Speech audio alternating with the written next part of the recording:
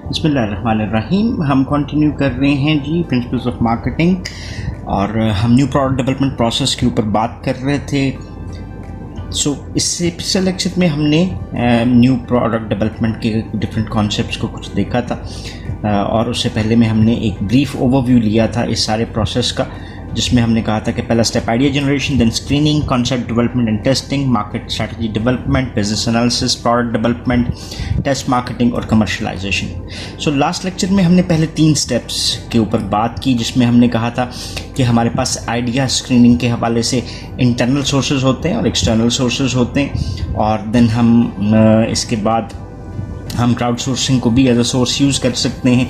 Then इसके बाद हमने आइडिया स्क्रीनिंग के ऊपर बात की थी कि हम किस तरह से डिफरेंट आइडियाज़ को स्क्रीन आउट कर सकते हैं और उसमें से जो वर्दी आइडियाज़ हैं उनको इस सारे प्रोसेस में आगे लेके जा सकते हैं। देन इसके बाद हमने उस आइडिया जो था उसकी स्क्रीनिंग के बाद कॉन्सेप्ट डेवलपमेंट और टेस्टिंग की बात की थी, जहाँ पे हमने पहले कॉन्सेप्ट को डेवलप किया और फिर उसको टेस्टिंग में भी लेके गए थे। अभी के लिए हम लेक्चर में बात करते हैं how to develop the marketing strategy. Marketing strategy development से हमारी क्या मुराद है? स्ट्रैटेजी को सबसे पहले डिफाइन कर लेते हैं कि what is basically strategy. Strategy is a way to achieve your goals, यानी एक ऐसा प्रोसेस होता है जिसके थ्रू हम वे आउट बनाते हैं, जिसके थ्रू हम अपने गोल्स ऑब्जेक्टिव्स को अचीव कर सकें। अब मार्केटिंग स्ट्रैटेजी से क्या मुराद है कि हमें डिज़ाइन करनी है an initial marketing strategy for a few product based on product concept. ये जो मार्केटिंग स्ट्रैटेजी है basically it's a combination of 4 P's: product, price, place and promotion. तो ये प्रोडक्ट वाला पी तो हम इस वक्त डिस्कस कर रहे हैं। अभी देखते हैं कि इसके हवाले से हमारे पास क्या है, what are the different methods जिसको हम यूज़ कर सकते हैं। मार्केटिंग स्ट्रैटेजी जो हमारी डेवलप करनी है, हमने उसमें पहला एलिमेंट आता है जी स्ट्रैटेजी स्टेटमेंट, और इसके 3 पार्ट्स बेसिकली होते हैं। फर्स्ट पार्ट इसको डिस्क्राइब कर रहा है जी द टारगेट मार्केट।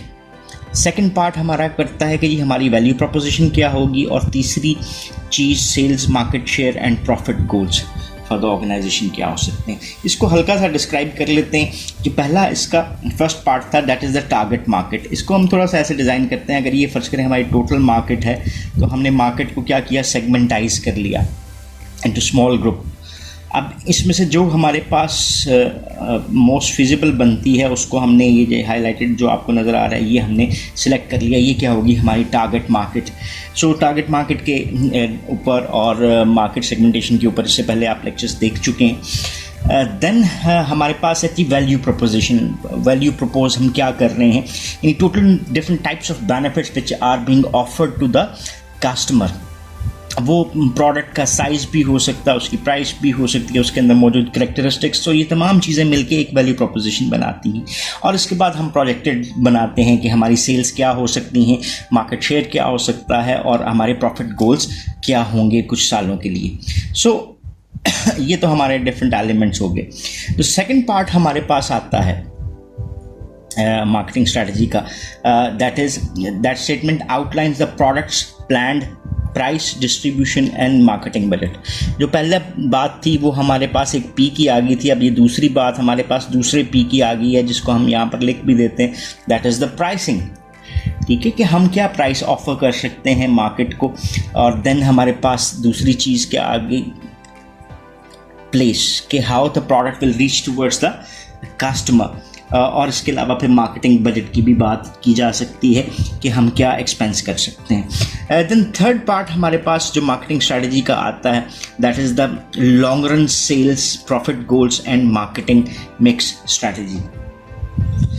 हमारे लॉन्ग रन सेल्स क्या हो सकती हैं, इसकी प्रोजेक्शन बढ़ाई जाती हैं। प्रॉफिट गोल्स हमारे फॉर द फ्यूचर क्या होंगे, एंड देन मार्केटिंग मिक्स की स्ट्रैटेजी को भी फाइनलाइज किया जाता है। तो ये एक तरह से हमारे पास स्टेप बनता है मार्केट स्ट्रैटेजी का, कि हमने उसकी स्ट्रैटेजी को प्रपोज्ड फॉर्म में डेवलप किया। And then we will move towards the business analysis. Business analysis से क्या मुराद है, इसको हम थोड़ा सा डिफाइन करते हैं कि what do we understand by business analysis. That is a review of the sales, cost and profit projections of for a new product to find out whether these factors satisfy the company's objectives. Business analysis हमें ये बताते हैं कि overall business हम वैसे किसको define करते हैं, any legal activity which is undertaken in order to earn profit. So इस बिजनेस एनालिसिस में हम क्या कर रहे होते हैं, रिव्यू करते हैं सेल्स को, कॉस्ट को और प्रॉफिट प्रोजेक्शंस को, जो भी हमने अपनी नई प्रोडक्ट आइडिया स्क्रीनिंग के बाद सिलेक्ट की होती है। और इन फैक्टर्स के ऊपर अगर ये कंपनी को सेटिस्फाई करती होगी तो फिर हम इस प्रोडक्ट को आगे लेकर जा सकते हैं, अदरवाइज हम इसको यहीं पे ड्रॉप कर सकते हैं। सो बिजनेस एनालिसिस के हवाले से ये चीज़ हमने साथ ही देख ली।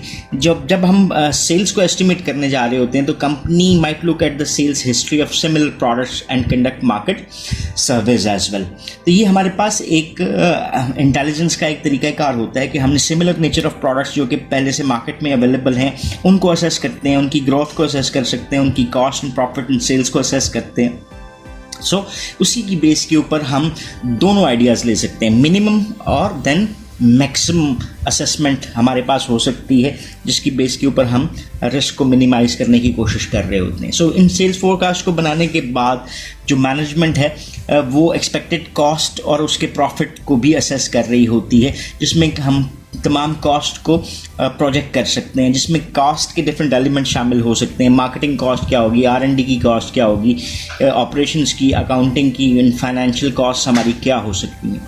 सो इसी की बेस पे कंपनी जो है in sales and cost figures को एनालाइज करने के लिए यूज़ करती है कि हमारी overall financial attractiveness of the product क्या हो सकती है। Once these business analysis are done और ये हमारे लिए अगर सपोर्टिव होते हैं तो फिर हम किसकी तरफ चले जा सकते हैं, यहाँ पे भी आइडिया ड्रॉप हो सकता है। हमारा आइडिया यहाँ से आगे अगर चला गया तो फिर हम किसकी तरफ चले जाएंगे, we will move towards the development of the product. What do we understand by this development of the product? यहाँ पर न्यू प्रोडक्ट कॉन्सेप्ट जो कि हमने अपने लिए क्रिएट किया था उसी को हमने डिस्क्राइब भी किया, उसकी ड्राइंग भी बना ली थी, एक चले सैम्पल टाइप कह लें तो वो भी हमने क्रिएट कर लिया था। अगर ये हमारा प्रोडक्ट कॉन्सेप्ट जो बिज़नेस टेस्ट को पास कर लेता है तो फिर हम प्रोडक्ट डेवलपमेंट की तरफ से आ रहे हैं और यहाँ पर हमारे जो भी डिपार्टमेंट लाइक R&D डिपार्टमेंट हो सकता है, हमारा इंजीनियरिंग या प्रोडक्शन डिपार्टमेंट है, वो एक फिज़िकल प्रोडक्ट क्रिएट करने की कोशिश कर रहा होता है। सो फिज़िकल प्रोडक्ट जो हमारे पास आती है उसमें हमारे पास एक ह्यूज जंप समझ आता है जिसमें हमारी इन्वेस्टमेंट्स बहुत ज़्यादा बढ़ जाती हैं। सो ये चीज़ हमें साबित कर सकती है कि ये प्रोडक्ट आइडिया जिसको हमने पिक किया था एक वर्केबल प्रोडक्ट की सूरत में सामने आ भी सकता है या नहीं आ सकता। सो R&D जो हमारा डिपार्टमेंट है, R&D stand for research and development department, वो प्रोडक्ट को डेवलप भी करेगा, फिर उस प्रोडक्ट को टेस्ट करेगा, उसके फिजिकल वर्जन्स को, जैसे हम डिफरेंट यूट्यूब वीडियोस देखते रहते हैं कि जनाब फलानी कंपनी ने गाड़ी बनाई और उसको वो कंक्रीट से बनी दीवार में इतनी स्पीड से दे मारा, और फिर वो चेक कर रहे होते हैं कि वजन के जो एयर बैग्स हैं वो ओपन हुए थे या नहीं थे हुए। So a lot of investment is made upon the development of the product, और उसके ऊपर कॉस्टिंग और उसके डिफरेंट एलिमेंट्स को भी देखा जा रहा होता है, प्रोडक्ट को टेस्ट किया जा रहा होता है कि वो मार्केट में एक्सेप्टेबल भी है जिस हालत में हमने उसकी वैल्यू प्रोपोजिशंस क्रिएट की थी। सो ये तो हमारा पास जी प्रोडक्ट डेवलपमेंट का एक एस्पेक्ट आ गया।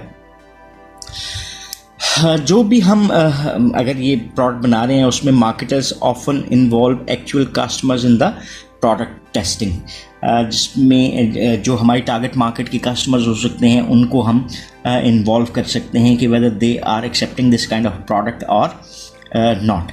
जब भी कोई नई प्रोडक्ट आती है उसमें हम उसके फंक्शनल फीचर्स को देखते हैं कि जो हमने कहा था ना कि हमारे पास ये प्रोडक्ट ये कर सकेगी, उनको असेस करने के लिए। और इसके साथ साथ हम ये भी कन्वे करना चाहते हैं कि इसके जो फिजियोलॉजिकल और साइकोलॉजिकल कैरेक्टरिस्टिक्स, फंक्शनल फिजियोलॉजिकल में आ गया और साइकोलॉजिकल कैरेक्टरिस्टिक्स जो हैं वो जो रिक्वायर्ड थे वो इसमें हैं, ये हैं भी मौजूद या नहीं हैं।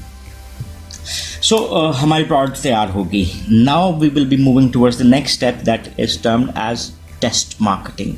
ये टेस्ट मार्केटिंग किसको कहते हैं? एक ऐसी स्टेज जिसमें न्यू प्रोडक्ट डेवलप हो चुकी है और इस नई प्रोडक्ट को हम प्रपोज्ड मार्केटिंग प्रोग्राम, जो हमारी मार्केटिंग स्ट्रैटेजी थी उसके मुताबिक एक रियल मार्केट सेटअप में इसको टेस्ट करने जा रहे हैं। सो टेस्ट मार्केटिंग एक बहुत इम्पॉर्टेंट स्टेज है। ये हमें हमारे मार्केटर को एक एक्सपीरियंस दे रही होती है कि हमारी प्रोडक्ट जो है वो क्या मार्केट में अपनी वो प्लेस बना सकती है या नहीं। और अगेन वही बात कि इसके ऊपर एक एक्सपेंस अच्छा खासा कंपनी का आ सकता है। इससे पहले जो हमने एक मार्केटिंग प्रोग्राम डेवलप किया था जिसमें targeting and positioning strategy, advertising, distribution, pricing, branding, packaging और बजट लेवल, इन तमाम चीज़ों के ऊपर हम इस प्रोडक्ट को टेस्ट करने जा रहे होते हैं।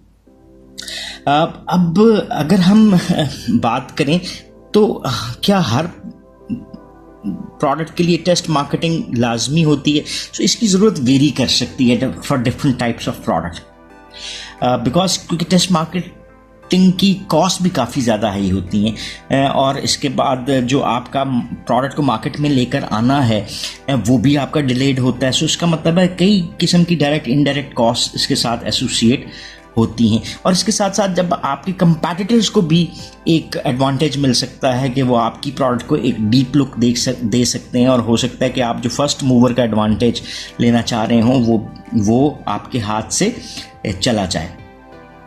बहुत सारी कंपनीज जो हैं वो टेस्ट मार्केट में इन्वॉल्व नहीं होती। जो बिल्कुल नई प्रोडक्ट्स हैं उसमें शायद हो जाएं, जो लाइन एक्सटेंशंस हैं जिसमें हम अपनी प्रोडक्ट पहले से जो मौजूद है उसकी नई एक्सटेंशंस अगर बना रहे हों तो उसमें वो इन्वॉल्व नहीं होते, बिकॉज वो कंपैटिटर्स तक complete information of the product दे सकती है। अब जो हमारे पास जो different types of test markets हैं वो मुख्तलिफ किस्म की हैं। उसमें सबसे पहले हम देख लेते हैं, इसको हम कहते हैं controlled test market. Controlled test market क्या है? जहाँ पे हमारे पास जो भी हमारी टेस्टिंग है वो instead of a large customer base हम इसको एक कंट्रोल्ड इन्वायरमेंट में कर रहे होते हैं, और इसको हम सिमुलेटेड टेस्ट मार्केट्स भी कह सकते हैं। इसकी कई एग्जांपल्स हमारे सामने हैं जो कि किताब में आपके सामने नज़र भी आ रही हैं। आप जो टेस्ट स्टोर्स हैं उसमें कुछ फैक्टर्स जो हैं उसको कंट्रोल कर रहे होते हैं, इसीलिए इसको कंट्रोल टेस्ट मार्केट कहा जा सकता है। जैसे एट टाइम आप कभी प्राइस को कंट्रोल करते हैं, उसमें मॉडिफिकेशंस कर सकते हैं, उसमें प्रोडक्ट के जो पैकेजिंग है उसको चेंज करके भी देखा जा सकता है, उसकी प्रमोशंस को, उसके मैसेजेस को एक्सेट्रा, यानी जो भी डिफरेंट हमने यहाँ पे एलिमेंट्स के ऊपर बात की थी उन तमाम फैक्टर्स के ऊपर इसको हम असेस करके फिर देखते हैं कि हमें क्या रिजल्ट्स मिल गए हैं, और उसी की बेस के ऊपर हम इसका एक डिसीजन भी कर सकते हैं। हम सिमुलेटेड टेस्ट मार्केट्स भी कर सकते हैं जहाँ पे रिसर्चर्स जो हैं कंज्यूमर रिस्पॉन्सेस को मेजर कर रहे होते हैं, नई प्रोडक्ट्स के हवाले से जो मार्केटिंग एक्टिविटीज़ थी, टैक्टिक्स थी, उनको भी असेस कर रहे होते हैं। सिमुलेटेड टेस्ट मार्केट्स इस तरह से हैं कि जो मार्केट है वो ओरिजिनल नहीं होती, सिमुलेटेड मार्केट होती है जहाँ पे कस्टमर्स को इकट्ठा किया जाता है and then they are expose towards the products.